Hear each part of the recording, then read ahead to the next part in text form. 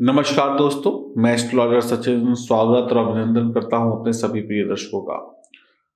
केतु एक ऐसा ग्रह जिसके पास दिमाग नहीं है, क्योंकि केतु के पास सर नहीं है। केतु के पास सिर्फ धड़ है, गले का नीचे का हिस्सा। केतु रहस्यमयी है, केतु पुनर्जन्म है। केतु आपके पुनर्जन्म से आपको जोड़ता है। जब भी केतु की दशा महादशा आती है तो व्यक्ति अपने पुराने जो जन्म है उनसे कनेक्शन उसका जुड़ जाता है। केतु कुत्ता है, केतु खतरनाक है। केतु एक ऐसा ग्रह है जो रहस्यमयी है, जिसको समझ पाना मुश्किल है। केतु बिगड़े तो फिर भगवान बचाए, केतु सुधरे तो इस जीवन के सभी सुख पाए। केतु का राशि परिवर्तन हो रहा है। लगभग 18 महीनों के बाद केतु 12 अप्रैल 2022 को राशि परिवर्तन करेंगे और उल्टी चाल चलते हुए तुला राशि वालों के लिए लग्न में गोचर करेंगे, यानी तुला राशि में ही गोचर करेंगे। तो कैसा परिणाम होगा आपके जीवन में तुला राशि वालों के लिए 12 अप्रैल से आगे लगभग 18 महीनों के लिए, यानी लग्न में होंगे केतु। केतु की उपस्थिति जब लग्न में होगी तो कठिनाइयों का संकेत देती है। जातक बुद्धिमान तो होगा, लेकिन जीवन में अधिकांश समय वो बेचैनी में रहेगा। यानी कि तुला राशि के जातक या जातिकाएं बुद्धिमान होंगे लेकिन बेचैनी में डूबे रहेंगे। अपना जो जीवन चलाने के लिए आप जो कमाई करते हैं, जो भी आपका रोजगार है, व्यापार है, धंधा है, उसमें कोई ना कोई समस्या पैदा होती रहेगी। और कमाई करना और धन जोड़ना, इन दोनों में आपको अतिरिक्त प्रयास करने पड़ेंगे तुला राशि वालों को। यानी कमाने के लिए भी डबल मेहनत करनी पड़ेगी और ट्रिपल मेहनत करनी पड़ेगी कमाए हुए धन को जोड़ने के लिए। कहने का अर्थ है खर्चे ज्यादा होंगे। पहले घर में जब भी केतु आते हैं तो व्यक्ति के जो भी तुला राशि के लोग हैं, उनके दिमाग के साथ साथ उनके आत्मविश्वास को भी कमजोर कर देते हैं केतु। आप अपने जीवन में धीरे धीरे उठेंगे, यानी तरक्की होगी लेकिन धीमे धीमे। मानसिक शांति की कमी का सामना करना पड़ेगा। आप अपने पूरे जीवन में ऐसा लगेगा आपको पूरे जीवन में कि आपका नियंत्रण खुद पर से खो रहा है। आप घबराए हुए हैं, थके हुए हैं, ऐसा महसूस कर सकते हैं। और इसकी वजह से आप निराशावादी हो सकते हैं, दुखी हो सकते हैं और खुद से ही कई बार इंसान घृणा करने लगता है कि मैं ऐसा कैसे हो गया या मैं ऐसी कैसे हो गई, कल तक तो सब ठीक था। केतु अप्रैल के मध्य में यानी 12 तारीख को पहले भाव में जब गोचर करेंगे तो आप खुद को खोया खोया सा महसूस करेंगे, जैसे कहीं खो गए हैं, सपनों में खो गए हैं। हर एक बात को लेकर बहुत ज़्यादा चिंता करेंगे। शुरुआती 4 महीनों में इस साल 2022 के शुरुआती 4 महीनों में, जैसे जनवरी, फरवरी, मार्च, अप्रैल के महीने में जो कुछ आपने पाया, जो कुछ आपने सीखा है, अब एकदम से नया मोड़ ले लेगा। अब सब कुछ बदलता हुआ नजर आएगा। आप अपने जो पुराने अनुभव हैं, जो आपने अभी तक सीखा था, उस अनुभव से कुछ नया करने की कोशिश करेंगे, प्रयास करेंगे और कुछ योजनाएं बनाएंगे अपने अनुभव को प्रयोग में लाते हुए, और कुछ ना कुछ करते रहेंगे।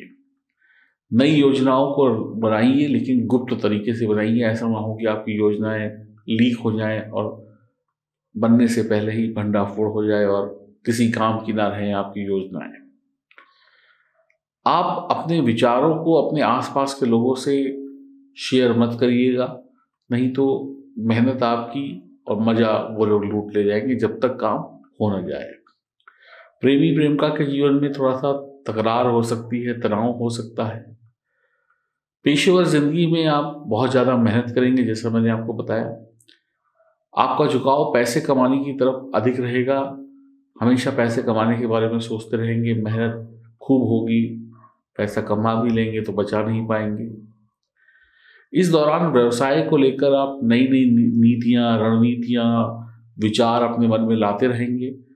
कुछ नया करने का आपका मन तो होगा लेकिन कर नहीं पाएंगे।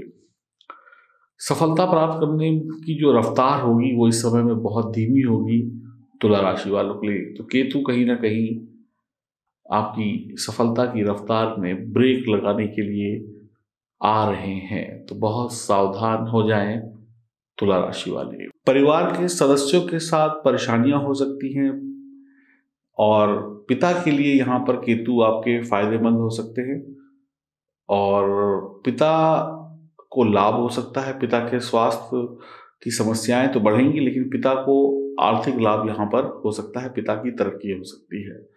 तो पहले घर में जब भी केतु आते हैं तो पिता के लिए फायदेमंद माना जाता है, लेकिन स्वास्थ्य संबंधी समस्याएं पिता को आती हैं। तो कुल मिलाकर केतु की स्थिति तुला राशि वालों के लिए बहुत बढ़िया नहीं कही जा सकती है 12 अप्रैल के बाद। केतु जब इस घर में आते हैं यानी लग्न में आते हैं तो अगर शुभ होंगे आपकी जन्म कुंडली में केतु, तो आप बहुत मेहनती होंगे, धनवान भी होंगे, सुखी भी होंगे, लेकिन संतान के कारण परेशान रहेंगे। कोई ना कोई चिंता तो रहेगी। अगर आपकी जन्म कुंडली में केतु मजबूत स्थिति में है तो आपको धन कमवा देंगे, मेहनत तो खूब कराएंगे ही, डबल मेहनत होगी, सुखी जीवन भी दे देंगे, लेकिन पैसा दिया, काम दिया, धंधा दिया, रोजगार दिया, लेकिन संतान से जुड़ी हुई कोई समस्या आपको परेशान करती रहेगी। या फिर अगर आप नौकरी में हैं तो बार बार आपका ट्रांसफर होता रहे, बार बार आपको इधर से उधर भेजा जाए, जिसकी वजह से आप नौकरी में परेशान हो सकते हैं, यानी एक जगह पर टिक के आपको काम करने का मौका ना मिले, तो समझ लीजिए केतु आपको सजा दे रहे हैं। केतु जब भी आपको परेशान करेंगे तो इसी प्रकार के आपको नतीजे देखने को मिलेंगे। जब भी केतु लग्न में आते हैं तो हमेशा अपने पिता या गुरु के लिए केतु फायदे का सौदा होते हैं। आपके पिता की तरक्की होगी, आपके जो गुरु हैं उनकी तरक्की होगी और कहीं ना कहीं आपके पिता को लाभ होने की वजह से आपको भी लाभ होगा। केतु प्रथम भाव में होंगे तो आपको सरदर्द बढ़ सकता है। आपकी अगर शादी हो गई तो आपके जीवन साथी, खासकर आपकी पत्नी को स्वास्थ्य संबंधी समस्याएं होंगी और बच्चों की चिंताएं तो लगी ही रहेंगी। तो केतु जो है तुला राशि वालों को सुख चैन लेने नहीं देंगे। 12 अप्रैल के बाद आपको सावधान रहना होगा। केतु क्या है? केतु का मालिक कौन है? केतु का मालिक होता है गुरु, देव गुरु बृहस्पति। अब केतु को अच्छा रखना है आपको तो क्या करिए? देवगुरु बृहस्पति की आराधना करिए, धार्मिक बने रहिए, कुत्तों की सेवा करिए, काला सफेद कंबल दान करिए, तो आपको केतु परेशान नहीं करेंगे। अगर आप अधर्मी बन गए तो केतु परेशान करेंगे। तो केतु को खुश रखने के लिए बड़े बुजुर्गों की सेवा करिए, देव गुरु बृहस्पति की सेवा करिए, उनका आशीर्वाद लीजिए, मंदिर जाइए, धार्मिक बने रहिए, तो आपको कोई बुरे परिणाम यहाँ पर फिर देखने को नहीं मिलेंगे। कुत्ते की सेवा करिए। अगर आपकी शादी हो गई है तो अपने साले से अच्छे संबंध बना के रखिए। और अगर आपका कोई जीजा है, यानी आपकी बहन का हस्बैंड, जीजा, असली जीजा हो चाहे मुंह बोले जीजा हो, तो आप अपने जीजा से रिश्ते अच्छे रखिए।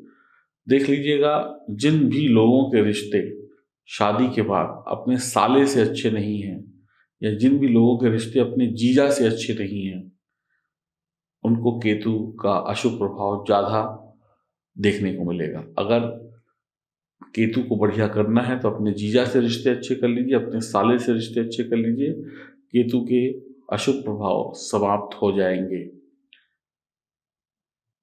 आप जिस घर में रहते हैं उस घर में रोटी पकाते हैं, तो जो आपके रोटी पकाने का चकला होता है वो काले सफ़ेद पत्थर का हो और उसके नीचे 3 पैर हों, तो भी केतु की एक अच्छी रेमेडी है, इससे भी केतु को सुधारा जा सकता है। तो कुल मिलाकर ये छोटे छोटे उपाय करिएगा। बाकी कोई बहुत बड़ी समस्या होती है तो अपनी जन्म कुंडली की जांच कराइए, ताकि हम आपको बिल्कुल सही इलाज बता सकें, क्योंकि ये परिवर्तन अगले 18 महीनों के लिए होगा और आप सुरक्षित रहें, आप सुरक्षित रहें, आपकी संतान सुरक्षित रहे और आप जो मेहनत करें उसका आपको लाभ प्राप्त हो। तो केतु को इन तरीकों से अच्छा रख के आप काफ़ी हद तक अपने जीवन में खुशियाँ ला सकते हैं।